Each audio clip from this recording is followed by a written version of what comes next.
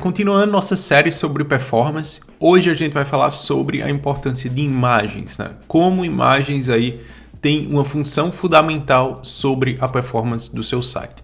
Então, primeiramente, né, a gente precisa entender que imagens, em uma média geral, elas são responsáveis por 60% dos dados de um site. Então, se você quer melhorar um ponto específico que tem uma quantidade de dados significativa, então se a gente está falando de 60%, a gente está falando de mais da metade do seu site. Então, imagens aí tem um fator fundamental no seu site. Como é que a gente consegue otimizar imagens da nossa aplicação? Então, primeiramente, a gente deve olhar para o tipo do formato. Então, a gente tem formatos específicos que trabalham na web. Então, hoje, particularmente, a gente vai focar nos três principais. Tem novos formatos, mas não é o tema desse vídeo. O segundo ponto é olhar para a qualidade das nossas imagens, né? Tem um percentual quando a gente exporta imagens que a gente consegue controlar, que é referente à qualidade da imagem. E muitas vezes, né, na web, de um formato específico, num tamanho específico, esse percentual de qualidade ele não vai influenciar na qualidade da imagem para um usuário comum. Terceiro, a gente tem a ação referente a imagens responsivas. E por fim, a gente vai ver como a gente consegue automatizar essa otimização sobre imagens. Então, primeiramente, né, o formato de imagens. Então, a gente tem um multiverso aí do Felipe, né? E esse multiverso a gente tem três tipos de imagens. Então, o primeiro formato é um PNG, o segundo é um JPEG e o terceiro é um WebP. Então, se a gente comparar essas três imagens aí, elas são basicamente idênticas, né? A resolução total dessas imagens é de 1400 por 800. Então, nesse caso específico, a gente não consegue ver nenhuma mudança, mas se a gente estiver falando de dados, né, de a quantidade de kbytes e megabytes que a gente está carregando, então o primeiro formato a gente vai ter 1.6 megabytes, ou seja, são aí, né, 1.600 kilobytes que a gente tem nessa imagem.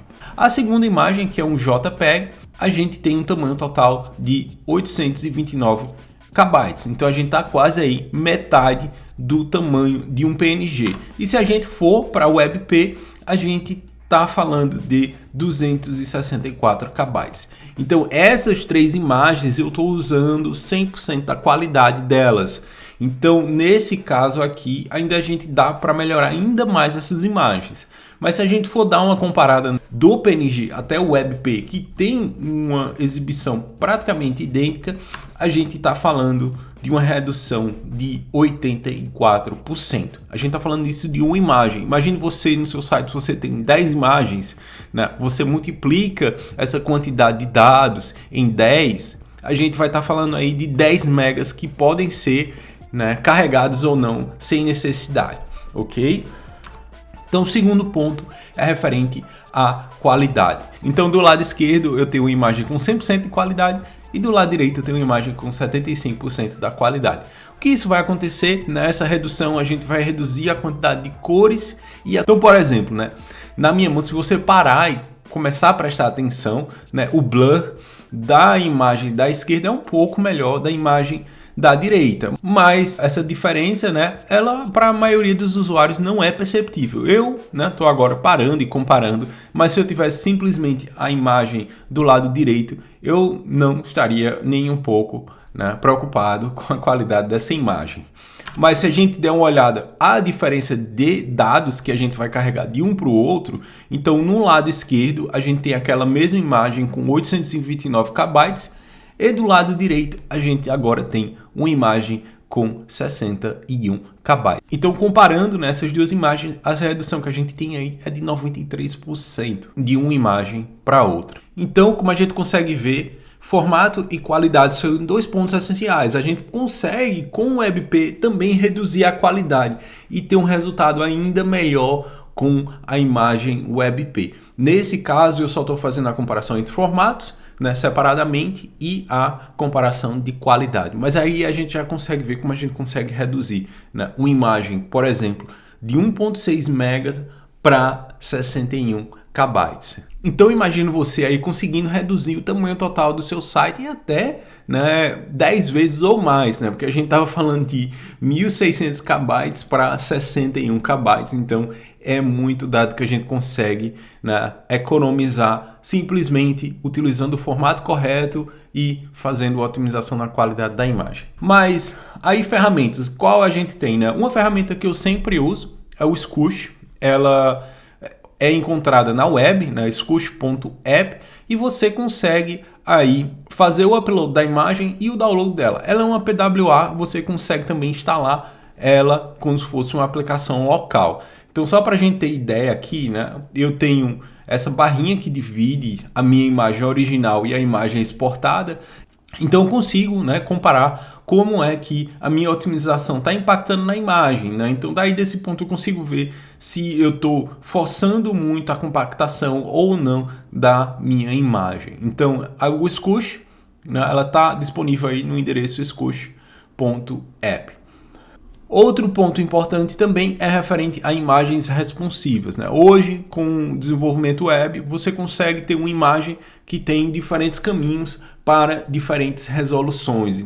Então, o que isso impacta, né? Eu consigo ter, por exemplo, uma imagem que vai ser carregada para o desktop, né, que tem uma resolução de 1.600 pixels, e eu posso ter uma imagem que vai ser carregada para um dispositivo móvel que vai ter uma resolução de 320 pixels. Então a gente tem aí uma redução do tamanho da imagem. Não preciso carregar uma imagem de desktop num aparelho mobile. E agora a gente vai falar sobre plugins WordPress. A gente tem uma série de plugins aí que vão ajudar a otimizar esse processo, né? Eu fiz manualmente, né, um a um, né, quando estava comparando lá, mas o ideal é que você já tem um site online, você tem uma ferramenta que vai passar em todas as imagens que você tem no seu site e fazer essa otimização. Então, essas ferramentas que eu vou mostrar, esses plugins que eu vou mostrar, eles vão ter diversos recursos, mas o principal é que eles vão conseguir fazer a compressão das imagens no seu site. Então a gente tem o Short Pixel Image Optimizer, a gente tem o Imagify, que também tem outra série de recursos. A gente tem o Smush, que é um dos plugins aí de compressão de imagens mais antigos.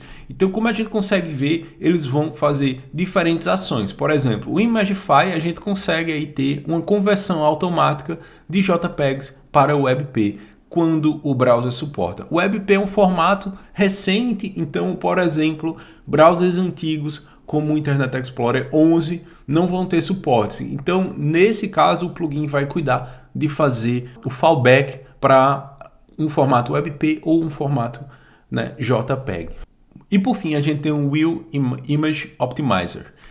Esses 4 são os 4 mais populares, mas tem centenas aí de plugins que vão fazer a otimização de imagens para vocês. O importante é você fazer a otimização das suas imagens, não tirar uma imagem, por exemplo, do celular em alta resolução e jogar no seu site, porque você vai estar adicionando aí vários megabytes sem necessidade. E pode ser que aquela imagem seja um item referente ao Core Web Vitals, né? A métrica de LCP pode estar relacionada a uma imagem também, né? Se aquela imagem é o maior elemento exibido na tela, com certeza aquela imagem vai ser referente ao LCP, e se você está usando uma imagem de alta resolução, você está comprometendo a métrica do LCP do seu site. Então sempre fique atento a imagens, né? Ela tem aí um fator muito importante no carregamento das informações, na performance da sua aplicação, ok? Se ainda não segue o canal, siga o canal, deixe nos comentários o que você está achando dessa série,